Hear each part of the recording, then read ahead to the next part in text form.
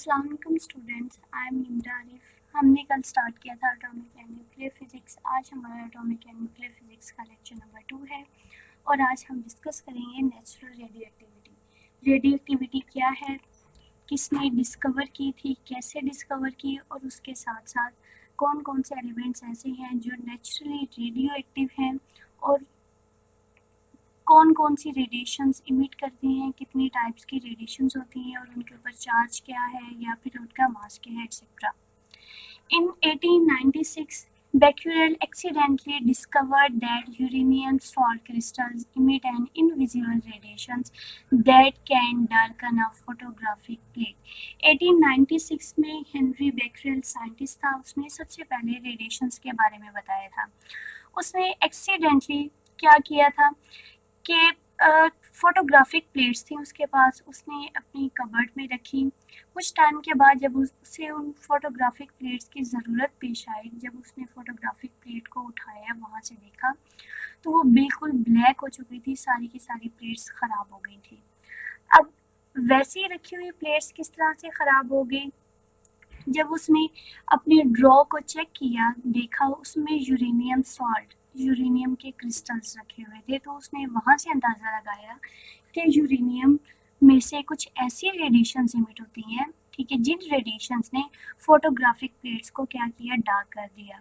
He has observed that the radiations has the ability to ionize a gas। उसके बाद उसने ये भी बताया कि इन रेडिएशंस में ये भी एबिलिटी है कि वो गैस को आयोनाइज कर दें, गैस को आइंस में कन्वर्ट कर दें, ठीक है, पॉजिटिव आइंस में और या फिर नेगेटिव आइंस में। ये सबसे पहले हमें बताया बेक्रेल ने था।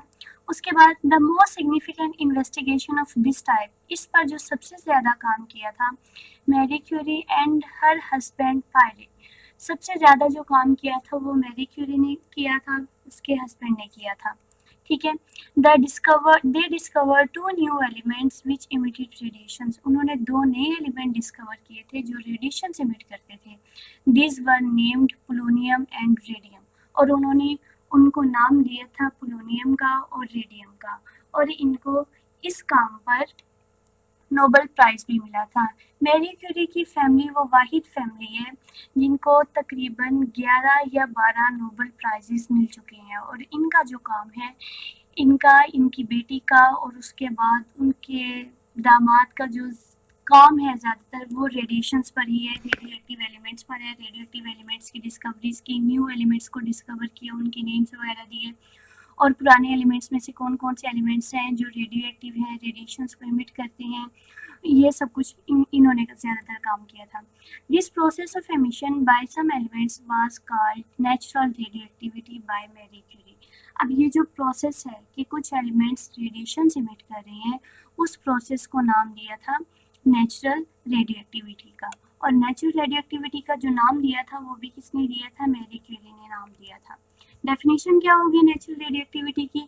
The spontaneous emission of radiations, radiation का स्पॉन्टेनियस एमिशन, खुद ब खुद रेडिएशंस का इमिट होना by unstable nuclei, unstable nuclei से रेडिएशंस का खुद ब खुद निकलना, इमिट होना, इस कॉल्ड नेचुरल रेडियो एक्टिविटी।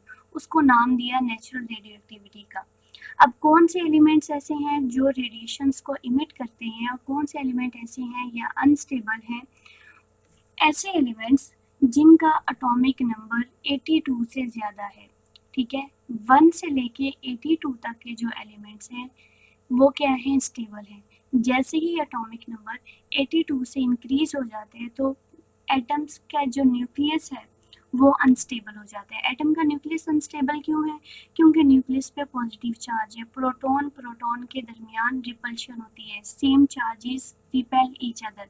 जब प्रोटॉन प्रोटॉन के दरमियान रिपल्शन होगी तो 82 से जैसे ही एटॉमिक नंबर इंक्रीज होता है तो फोर्सेस ऑफ रिपल्शन इतनी ज़्यादा हो जाती हैं एटम में कि जो न्यूक्लियस है वो उनको, या फिर उस न्यूक्लियस उनको होल्ड नहीं कर सकता, और वो जो एटम है अनस्टेबल हो जाते हैं, वो अपने अंदर से रेडिएशन एमिट करते हैं ताकि वो खुद को स्टेबल कर ले, ठीक है, and the elements which emit such radiations, और ऐसे एलिमेंट जो इन रेडिएशंस को इमिट करते हैं are called radio active elements. 82 से जितने भी आगे एलिमेंट्स हैं, 83 से लेकर 118 तक जो डिस्कवर हो चुके हैं, वो सारे के सारे एलिमेंट्स क्या हैं, रेडियो एक्टिव एलिमेंट्स हैं। एटम में जो प्रोटॉन्स, न्यूक्लियस में जो प्रोटॉन्स है, पॉजिटिव चार्ज है, पॉजिटिव चार्ज की वजह से वो एक दूसरे को रिपेल करते हैं। लेकिन न्यूट्रॉन्स जो हैं न्यूक्लियस में, न्यूट्रॉन्स क्या करते हैं, उन प्रोटॉन्स को होल्ड करते हैं, उनकी फोर्सेस ऑफ रिपल्शन को होल्ड करते हैं ताकि एटम टूटे ना। लेकिन जैसे ही 82 से इंक्रीज होता है तो उनके दरमियान रिपल्शन इतनी बढ़ जाती हैं कि उनको न्यूट्रॉन्स होल्ड नहीं कर सकते फोर्सेस ऑफ रिपल्शन को, तो एटम का न्यूक्लियस क्या होता है, टूटना स्टार्ट हो जाता है। अब वो उसकी कोशिश होती है कि वो खुद को क्या करे, स्टेबल करे। हर अनस्टेबल चीज़ की कोशिश है कि वो खुद को क्या करे, स्टेबल करे। अब न्यूक्लियाई खुद को स्टेबल करने के लिए अपने अंदर से रेडिएशन इमिट करते हैं, ठीक है, और इस प्रोसेस को हम नाम देते हैं नेचुरल रेडियो एक्टिविटी। और ऐसे एलिमेंट्स जो अनस्टेबल हैं, जो रेडिएशंस को इमिट करते हैं, उनको हम नाम देंगे रेडियो एक्टिव एलिमेंट्स का। Three type of radiations are usually emitted by a radio active substance. Radio active substance तीन तरह की रेडिएशंस इमिट करते हैं। Number 1 alpha particles, number 2 beta particles and number 3 gamma rays. तीन तरह की रेडिएशंस हैं, कौन कौन सी हैं, अल्फा पार्टिकल्स है। अल्फा पार्टिकल्स हमें पता है, हीलियम न्यूक्लियाई को हम अल्फा पार्टिकल्स का नाम देते हैं। नंबर 2 हमारे पास बीटा पार्टिकल्स हैं और नंबर 3 हमारे पास क्या है, गैमा रेज। ऐसे एलिमेंट्स जिनका एटॉमिक नंबर बहुत ज़्यादा होगा, ठीक है, उनमें फोर्सेस ऑफ रिपल्शन भी उतनी ही ज़्यादा होंगे, तो वो खुद को स्टेबल करने के लिए अपने अंदर से क्या करेंगे, अल्फा पार्टिकल्स को इमिट करते हैं। कैसे अल्फा डिके होता है, कैसे बीटा डिके होता है और किस तरह से गैमा डिके होता है, ये इंशाल्लाह हम नेक्स्ट लेक्चर में डिस्कस करेंगे। अब अल्फा, बीटा और गैमा पार्टिकल्स पे चार्ज कैसा है, कौन सा चार्ज है, तीनों पे चार्ज सेम है या डिफरेंट है, उसके लिए एक्सपेरिमेंट किया गया था। एक्सपेरिमेंट में क्या किया था कि लेड का हमारे पास एक बॉक्स था, ठीक है, लेड के बॉक्स में उन्होंने क्या रखा, यूरेनियम का सॉल्ट या फिर पोलोनियम, कोई भी एक रेडियो एक्टिव एलिमेंट रखा। रेडियो एक्टिव एलिमेंट रखने के बाद उन्होंने क्या किया, उसके गिर्द external field, magnetic field apply की। जैसे यहाँ मैग्नेट रखा तो और सामने उन्होंने क्या किया, एक फोटोग्राफिक प्लेट रख दी, ठीक है।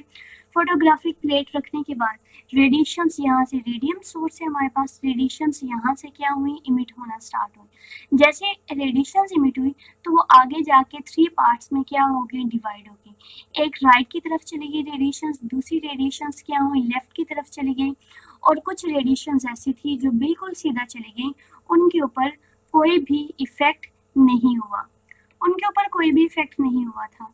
अब इनको एक्सप्लेन किस तरह से किया, the radioactive source is placed inside the magnetic field. Magnetic field के अंदर क्या किया, रेडियोएक्टिव सोर्स रखा। फॉर एग्जाम्पल अगर रेडियम रख ले या कोई भी radioactive element, the radiations emitted from the source split into 3 components. जो रेडिएशंस निकल रही थी वो 3 कंपोनेंट्स में स्प्लिट हो गई।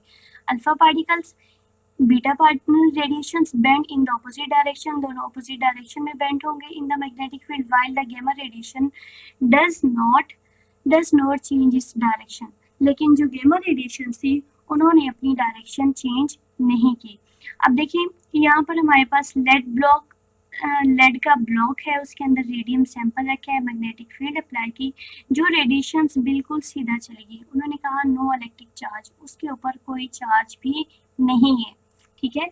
तो हमारे पास जो गैमा रेज है उनके ऊपर कोई चार्ज नहीं है। अब कुछ रेडिएशंस ऐसी थी, ठीक है, जो राइट की तरफ चली गई। अब जो रेडिएशंस राइट की तरफ चली गई वो हमारे पास क्या थे, बीटा पार्टिकल्स थे। बीटा पार्टिकल्स मतलब क्या थे, वो इलेक्ट्रॉन्स थे, और इलेक्ट्रॉन्स पे चार्ज कौन सा है, नेगेटिव चार्ज है, ये तो हम जानते हैं, ठीक है।